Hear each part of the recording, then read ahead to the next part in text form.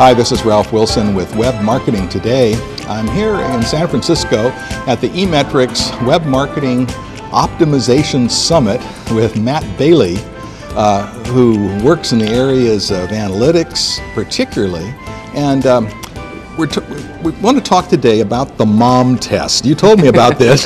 So describe what the MOM test is and how it can help small to medium businesses figure out how to make their sites better. All right. Well, the MOM test has its beginnings lovingly with my mom.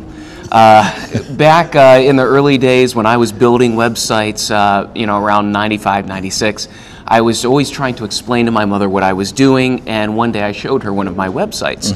And really, her reaction was supportive, but yet she still couldn't figure it out. And so I had her start looking at a couple of others and realized that sometimes we just get too close to our creations. We get too close to our babies. We know how it should work. Everyone else should. Absolutely. So it started this understanding that you always need someone to test. You always need someone to look at things. And it was just reinforced by my brother, who's an engineer. And he works on very large pieces of industrial equipment. And if you release it to the customer and it doesn't work, you've got something wrong. You've got a big problem on your hands. And so I've been able, fortunately, to work with him on testing some of these pieces of equipment. And it's, every other area of industry tests. So what is the MOM test? The MOM test is simply getting someone to look at your website who is not familiar with what you do or your website, and you simply give them a task. Like, I want you to go through this website and buy a shirt. I want you to go through this website and see, contact me and ask me for more information if you have any questions. It sometimes can be just as simple as that, and you can find some really good information. So what do you do while they're sitting in front of a computer someplace? Yes. And what are you doing while they're doing this? I just sit back and really don't say a word. Have you told them to talk? Yes. Okay, so they're instructed to talk. They're instructed to talk, to share with me what they like, what they don't like. But even then, I find that sometimes a test subject, and I hate to call him a test subject. Well, whatever. Mom. Sometimes Mom probably won't see this, don't worry. You have to have someone that you're comfortable with, because if it's someone that feels like that they have to perform, they're going to look for things to talk about. And I don't want them to look for things to talk about. Now, what if they ask you questions while they're doing this? I typically just pretend not to be there. I just want to observe the frustration they have, and once in a while I'll ask them, what's the problem?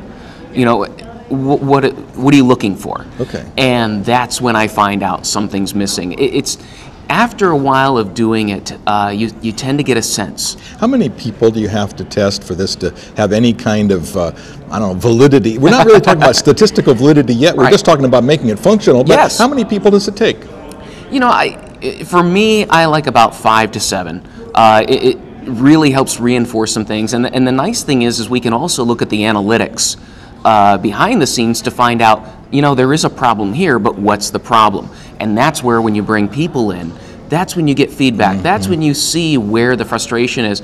And so you can back up your data with the analytics, but with people, you can get a sense of what's going on. Yeah, exactly. Yeah. So maybe you in the analytics tells you that people exit your shopping cart at this point, but you don't really know why. You're just guessing. Exactly. And sometimes it's that first person that finds out exactly what's wrong, and you don't need to go any further. A great example was a gentleman who was building a website and took my advice and brought his mother in. And the problem she found, the website was a tourist attraction, and the problem that she found is that his address was nowhere on the website. And it's one of those cases where he and the development agency, he was going through an advertising agency to build this website. It's beautiful. It was a work of art. But no one knew where it would be. The essential piece. Exactly. Well, Matt, thanks for sharing with us. Tell me about your business and what you do. The business is SiteLogic. We are web marketing consultants. We look at your website and we help people get control of it. I feel like too many business owners, they look at their website, they don't know the questions to ask. They feel that it's an entity unto itself and it's out of control. We feel that our job is to educate people, educate them on the questions that are important to ask, Okay. and how to ask them, and guide them through the web marketing process. Well, thanks so much for sharing with us today. Thank you. This is Ralph Wilson with Web Marketing Today.